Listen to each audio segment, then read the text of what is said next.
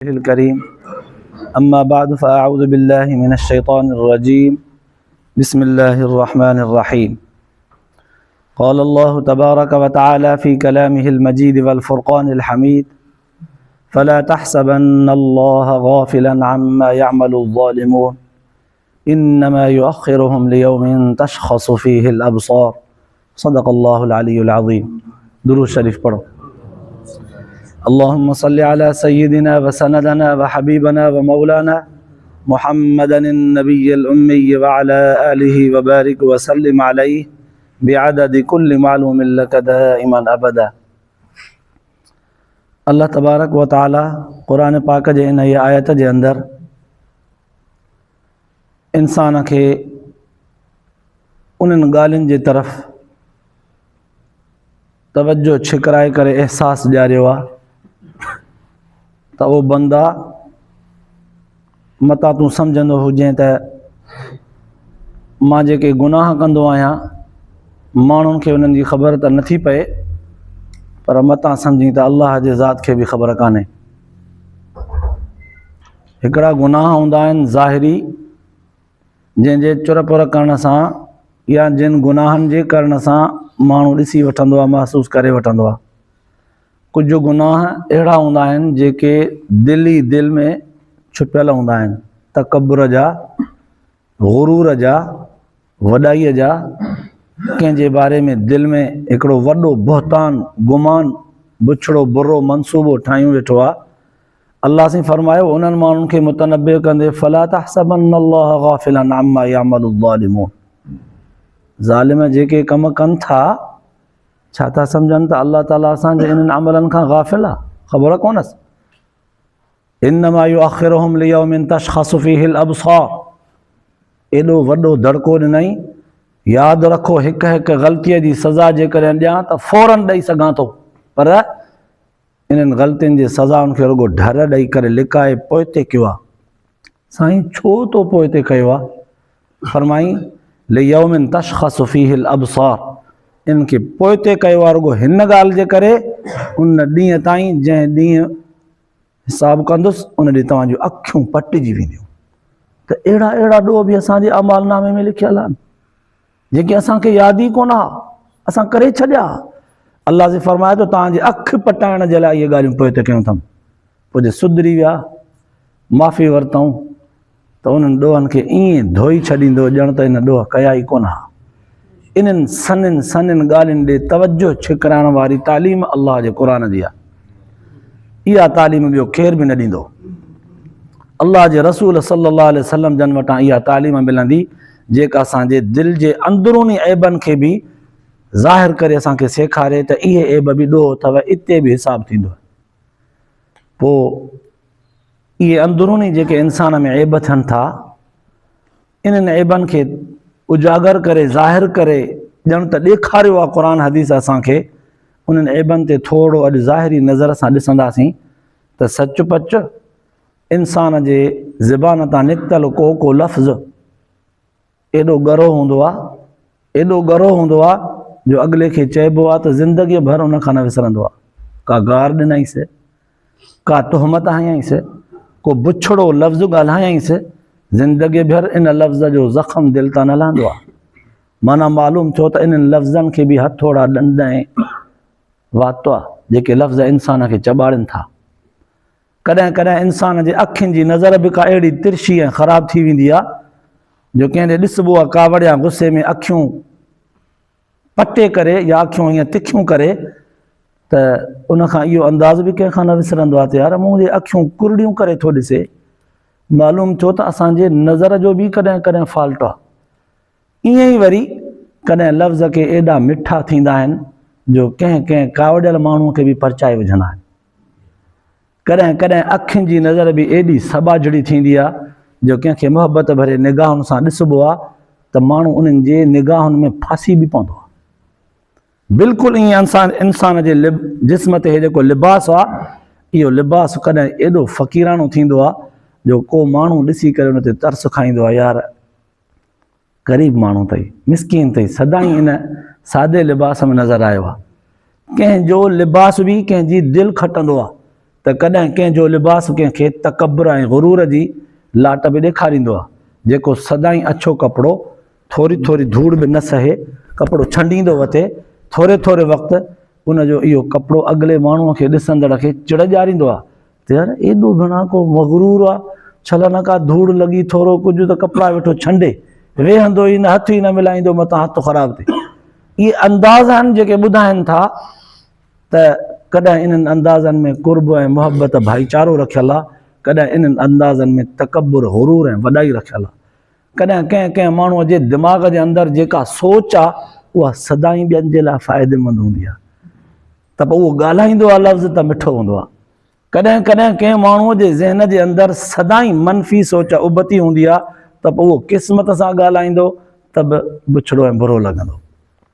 इतां मालूम थो थियो त इहे जेके अंदरूनी मख़फ़ी शयूं आहिनि, इन्हनि मख़फ़ी शयुनि खे इंसानु सम्झे थो त मूंखे ई ख़बर आहे, इन्हनि अंदरूनी कारनामनि जी कंहिंखे ख़बर न आहे। अलाह साईं इन बंदे खे सेखारण जे लाइ बंदा माण्हुनि जे नज़रुनि खां त तुंहिंजा इहे करतूत इहे अमल लिखियल आहिनि नथा ॾिसनि, तो छा सम्झो आहे त मां रब बि बेख़बर आहियां इन्हनि ॻाल्हियुनि खां। इन्नमा युअख़िरुहुम लियौमिन तशख़सु फ़ीहिल अबसार, उन ॾींहं ताईं लिकायो अथमि जंहिं ॾींहुं तव्हां जूं अखियूं पटिजी वेंदियूं। मालूम थियो त अल्लाह ताला इंसाननि खे कॾहिं हिसाब किताब वक़्तु अहिड़ो मंज़र ॾेखारींदो जो इंसान जूं अखियूं पटिजी वेंदियूं, ॾिसी करे हैरान थींदो त अल्लाह मूंखां अहिड़ा ॾोह थिया, मूंखां अहिड़ियूं ग़लतियूं थियूं जिन खे मां ग़लती सम्झो ई कोन हो। क़यामत जे ॾींहुं त अखि पटिजंदी जॾहिं इंसानु पंहिंजे अमाल नामे वारे किताब खे ॾिसंदो, पर रब जॾहिं चाहींदो आहे न त इंसान खे ज़िंदगीअ में हयातीअ में ई अखि पटाईंदो आहे।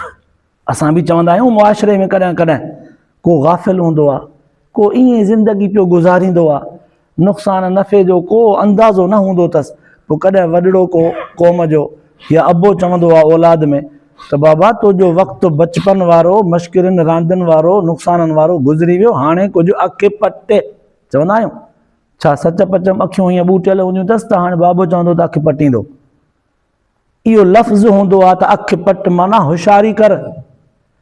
चवंदा आहियूं कॾहिं कॾहिं कॾहिं कॾहिं ईअं चवंदा आहियूं त अल्लाह तबारक व ताला सतार आहे, उन वटि सतारीअ जी हिकिड़ी चादर आहे जंहिं पंहिंजे चादर सां इंसाननि जे ॾोहनि खे लिकाए छॾियो आहे। सच पच इहा चादर आहे छा अहिड़ी जेका हीअं पाराईंदो आहे इंसान खे ॾोहनि जे करे? ईअं न, इहा अल्लाह ताला जे फज़ल ऐं रहम वारी मख़फ़ी हिकु अहिड़ी चादर आहे जेका ॾिसण में कान ईंदी आहे, महसूसु थींदी आहे त मुंहिंजे रब मूंखे ॾोहनि जे बावजूदि ढकियो आहे जो मुंहिंजी इज़त आहे। मां माण्हुनि जे ॾाढो इज़तदार थी करे घुमां थो, जे मुंहिंजा ऐब ज़ाहिर करे उहा चादर पंहिंजी लिकियल मख़फ़ी रब खणी छॾे त मां उघाड़ो थी वञा।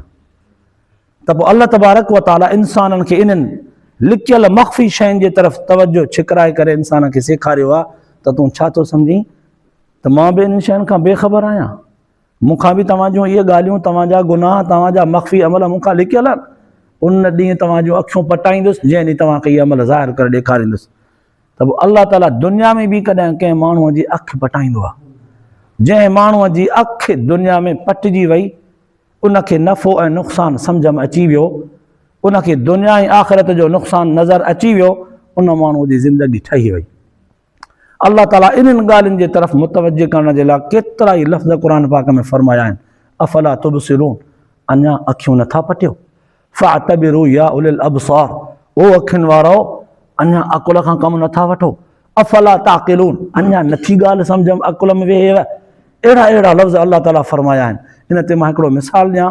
अल्लाह ताला दुनिया में इंसान जी अखि पटाईंदो आहे त कीअं कारनामा कंदो आहे। जंहिं माण्हूअ जी अखि पटिजी वई दुनिया में, सम्झी वियो नफ़े नुक़सान खे, त उनजी ज़िंदगी कीअं ठही वेंदी आहे। हिकिड़ो मिसाल ॾियां। पुराणे ज़माने में हिकिड़ो बुज़ुर्ग गुज़रिया, शेख शिबली रहमतुल्लाह अलैह, वॾो अहलुल्लाह थी गुज़रियो आहे। इब्तिदा में उहो वक़्त जो गवर्नर हो। इन ज़िक्र फ़िक्र बुज़ुर्गाने निस्बत ऐं विलायतुनि खां बिल्कुलु वाक़ुफ़ु न हो। वक़्त जो गवर्नर हो, ग़ालिबन निहावंद इलाइक़े जो नालो हो जंहिंमें ही गवर्नर हो। वक़्त जे हुक्मरान हिकु दफ़े पूरे पंहिंजे ममलिकत जे गवर्नरनि, वज़ीरनि, मुशीरनि खे घुराए करे उन्हनि खे हिकिड़ी चादर ॾिनी, जुब्बो। अॼुकल्ह जीअं ख़ासि इजलासनि में वञिबो आहे त पोइ हिकिड़ा जुब्बा, हिकिड़ी पोशाक पाए वेहंदा आहिनि। उनखे हिकिड़ी पोशाक ॾिनई, जुब्बो, त हे वठो, सुभाणे 12 बजे इजलास आहे, सभु इहा पोशाक पाए करे इजलास में अचिजो। तव्हां त इजलास में सभु हिकिड़ीअ पोशाक सां वेही करे इजलास खे शुरू कयूं, तव्हां त इजलास असांजो रौनक वारो थी पए। सुभाणे थी, सभु पंहिंजा उहे कपिड़ा लिबास पाए आया। हाणे सभु चौधारी वेठा आहिनि, इजलास हले थो, मुशावरत हले थी, बादशाह बि वेठो आहे, गवर्नर बि वेठा आहिनि, सरकारी लिबास उन्हनि खे पातल आहे, जुब्बा पातल आहिनि, वॾो हिकिड़ो पुर रौनक हिकिड़ो माहौल आहे। हाणे हिन निहावंद जे हिन गवर्नर खे छिक थी अचे, पर उहो रोके थो। रोकियईं, अञा ज़ोर सां अचण जी छिक कोशिशि कई, वरी हिन रोकियो।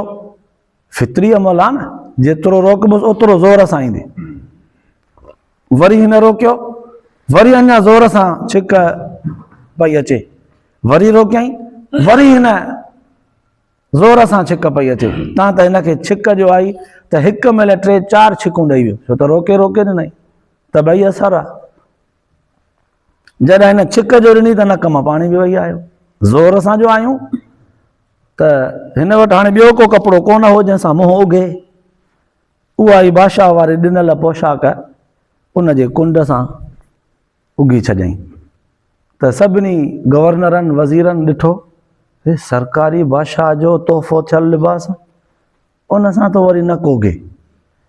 हिन ॾे ॾिसी वरी बादशाह जे चहिरे ॾे ॾिठऊं त ॾिसूं हाणे बादशाह छा थो हिन ते तबसरो करे, कहिड़ा लफ़्ज़ थो चए। हिन मुंहुं उगियो आहे बादशाह जे सरकारी ॾिनल लिबास सां। हाणे बादशाह बि ॾिसे थो, ही बि ॾिसनि था। बादशाह हुनखे चयो त असांजे सरकारी लिबास जो तो वटि क़दुरु कोन्हे को, बेहुरमती कई थी असांजे लिबास जी, पोशाक जी, लायोसि लिबास इहो। हिन खां चादर उहा लाथी वई, जुबो लाथो वियो, कढोसि हिनखे मजलिस मां। हिनखे मजलिस मां कढियो वियो। हाणे सॼो माहौल, रौनक सॼी इजलास जी ख़राब थी वई। बादशाह चयो चलो इजलास खे ख़तमु कयो, बसि वरी ॾिसंदासीं। इजलास त ख़तमु थी वियो, बादशाह खे बि कावड़ अची वई, हिन जो लिबास बि लही वियो। गवर्नर वज़ीर हलिया विया। थोरी देरि खां पोइ साॻियो ई गवर्नर साहिबु हिकिड़ो ॿियो अचे थो। ॿियो गवर्नर अची करे चवे थो त बादशाह सलामत, सिर जी अमान हुजे त हिकिड़ी ॻाल्हि कयां। चई साहब, चइसि इंसान जेका ओबासी थो ॾे या छिक थो ॾे, इहो इंसान जो ज़ाती अमल आहे या इंसान जो फितरी अमल आहे, इनखे रोके नथो सघे। त बादशाह सम्झी वियो त मूंखां कुझु ॻाल्हि इत्मीनान जी करणु थो चाहे। चए न ॻाल्हाए, चुप कर, तुंहिंजे इन्हनि अल्फाज़नि में एहतिसाब हिसाब वठण जी बूइ थी अचे। न ॻाल्हाए, माना तोसां मां ॻाल्हायां त तूं मूंखां हिसाब वठी वञी, त मां ग़लती कई आहे हुन को तारे, मां ग़लती कई आहे हुनजो लिबास लाहे करे, तूं मूंखां हिसाब वठंदी, चुप कर, तुंहिंजे ॻाल्हाइण में एहतिसाब जी बूइ थी अचे। हिन चुप करे छॾी। वरी चई त क़िबला, वाक़ई तव्हांजे हिननि अल्फाज़नि, तव्हांजे अॼु हिन अंदाज़ मूंखे सेखारे छॾियो। बादशाह हिते अखियूं ईअं मथे कयूं। चईसि मां हुनजो लिबास लाथो आहे बेहुरमतीअ जे करे, इजलास ख़तमु कयो आहे, सिखी तूं कीअं वई? चई हा यार, मां सिखी वियुमि, अॼु मुंहिंजी अखि खुली वई। चई कीअं तुंहिंजी अखि खुली? अखि हीअं खुली आहे त हेतिरो जो आरज़ी ॾिनल असांखे लिबास, इन जी थोरी बेहुरमती थी आहे, हुन नकु उगियो आहे, त तो हुनजे बुत तां लिबास लाहे छॾियो, हुनखे पंहिंजे बारगाह मां कढी छॾियई, पंहिंजे मजलिस मां उथारे छॾियई, सॼी मजलिस बर्खास्त करे छॾियई। अॼु मूंखे सम्झ में आयो, अखि पटिजी वई त जंहिं रब असांखे इंसानियत जो लिबास ॾिनो आहे, इंसानियत जो, उन इंसानियत जे लिबास में असांखे रब ढकियो आहे।